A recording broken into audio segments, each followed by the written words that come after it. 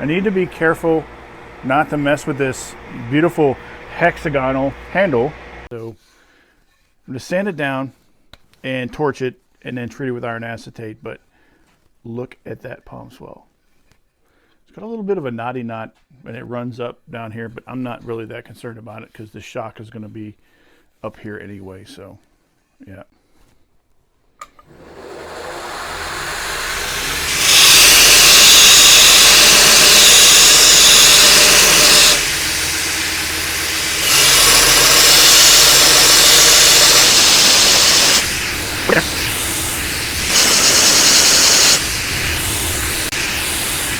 Oh, there. Really good.